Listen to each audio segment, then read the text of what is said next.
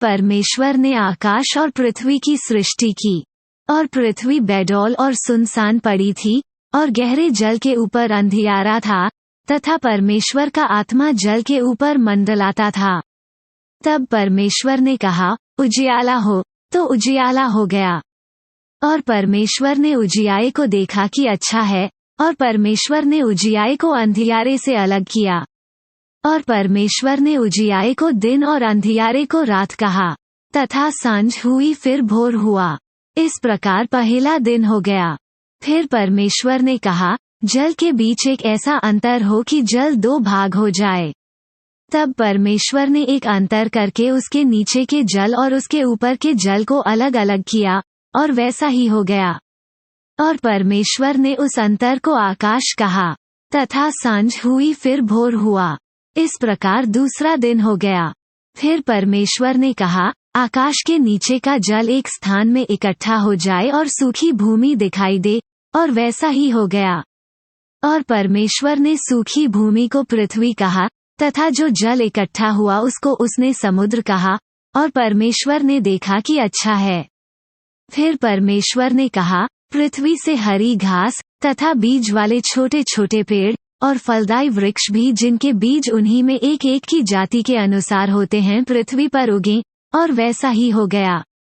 तो पृथ्वी से हरी घास और छोटे छोटे पेड़ जिनमें अपनी अपनी जाति के अनुसार बीज होता है, और फलदायी वृक्ष जिनके बीज एक एक की जाति के अनुसार उन्हीं में होते हैं उगे, और परमेश्वर ने देखा कि अच्छा है। तथा सांझ हुई फिर भोर हुआ। इस प्रकार तीसरा दिन हो गया। फिर परमेश्वर ने कहा, दिन को रात से अलग करने के लिए आकाश के अंतर में ज्योतियां हों, और वे चिन्हों और नियत समयों और दिनों और वर्षों के कारण हों। और वे ज्योतियां आकाश के अंतर में पृथ्वी पर प्रकाश देने वाली भी ठहरें, और वैसा ही हो गया। तब परमेश्वर ने 2 बड़ी ज्योतियां बनाईं, उनमें से बड़ी ज्योति को दिन पर प्रभुता करने के लिए, और छोटी ज्योति को रात पर प्रभुता करने के लिए बनाया, और तारागण को भी बनाया। परमेश्वर ने उनको आकाश के अंतर में इसलिए रखा कि वे पृथ्वी पर प्रकाश दें, तथा दिन और रात पर प्रभुता करें, और उजियाए को अंधियारे से अलग करें। और परमेश्वर ने देखा कि अच्छा है। तथा सांझ हुई फिर भोर हुआ। इस प्रकार चौथा दिन हो गया। फिर परमेश्वर ने कहा, जल जीवित प्राणियों से बहुत ही भर जाए, और पक्षी पृथ्वी के ऊपर आकाश के अंतर में उड़ें। इसलिए परमेश्वर ने जाति जाति के बड़े बड़े जल जंतुओं की और उन सब जीवित प्राणियों की भी सृष्टि की जो चलते फिरते हैं, जिनसे जल बहुत ही भर गया, और एक एक जाति के उड़ने वाले पक्षियों की भी सृष्टि की। और परमेश्वर ने देखा कि अच्छा है। और परमेश्वर ने यह कह के उनको आशीष दी कि फूलो फलो और समुद्र के जल में भर जाओ, और पक्षी पृथ्वी पर बढ़ें।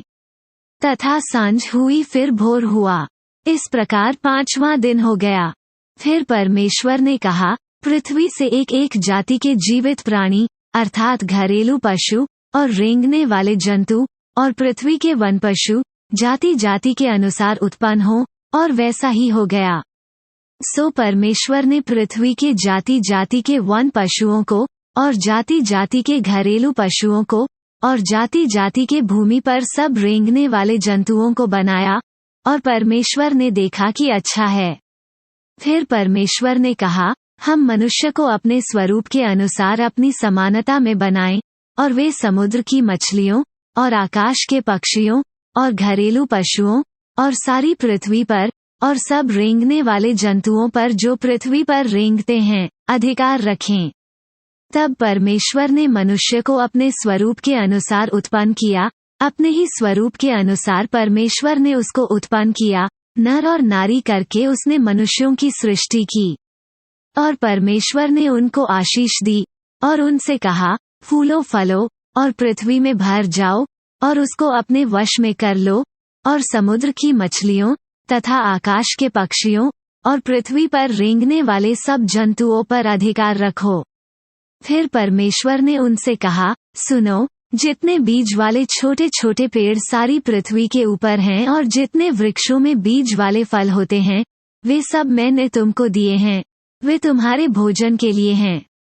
और जितने पृथ्वी के पशु और आकाश के पक्षी और पृथ्वी पर रेंगने वाले जंतु हैं, जिनमें जीवन के प्राण हैं, उन सब के खाने के लिए मैंने सब हरे हरे छोटे पेड़ दिए हैं। और वैसा ही हो गया। तब परमेश्वर ने जो कुछ बनाया था, सबको देखा, तो क्या देखा कि वो बहुत ही अच्छा है। तथा सांझ हुई फिर भोर हुआ। इस प्रकार 6वां दिन हो गया।